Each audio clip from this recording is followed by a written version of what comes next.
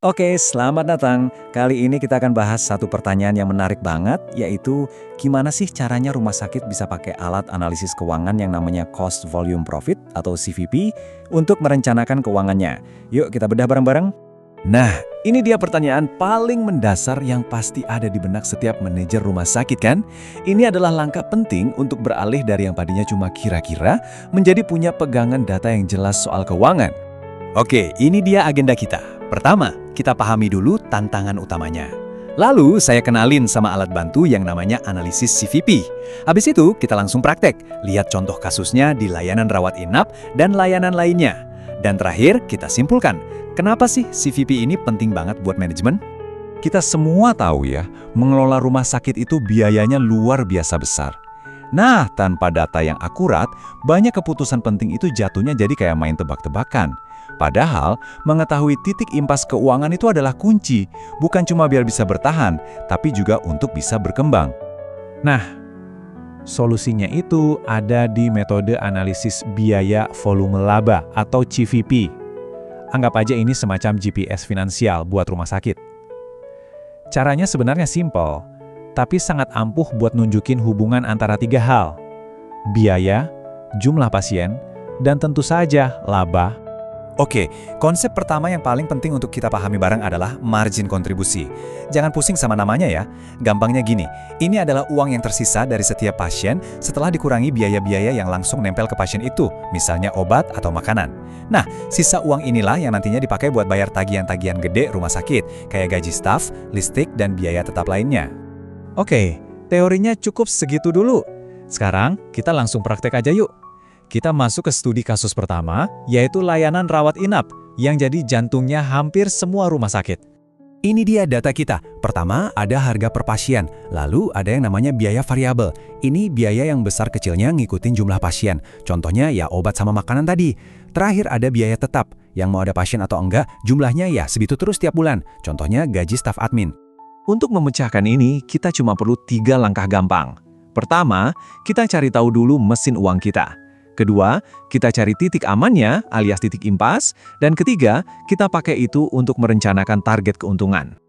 Langkah 1, kita hitung margin kontribusinya.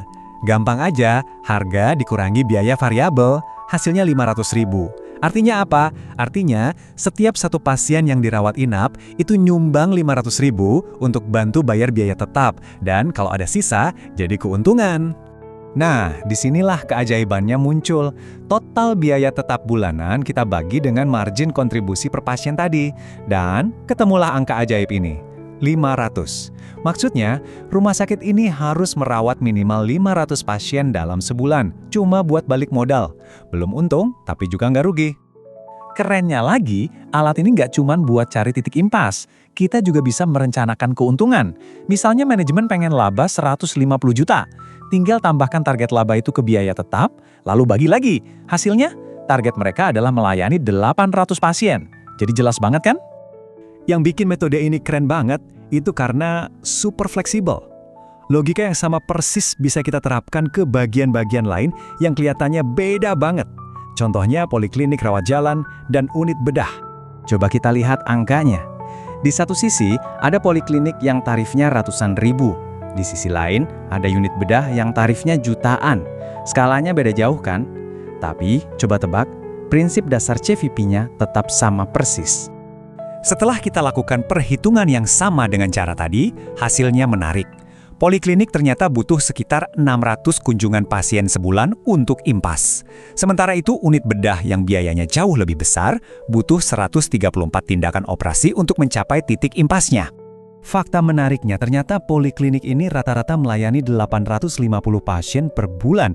Padahal titik impasnya cuma di 600. Nah, selisih 250 pasien inilah yang kita sebut margin keamanan.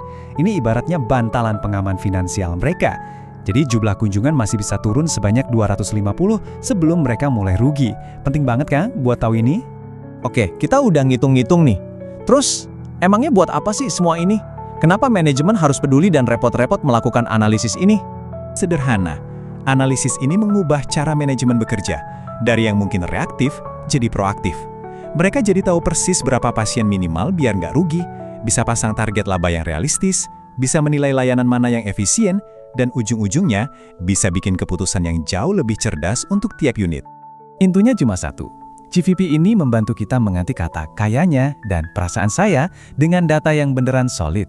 Jadi, semua keputusan strategis itu punya dasar yang kuat, karena kita paham betul cara kerja mesin keuangan di rumah sakit kita. Ya, semoga penjelasan detail langkah demi langkah ini bisa menjawab tuntas pertanyaan tentang cara menerapkan metode CVP di lingkungan rumah sakit ya. Terima kasih banyak sudah menyimak.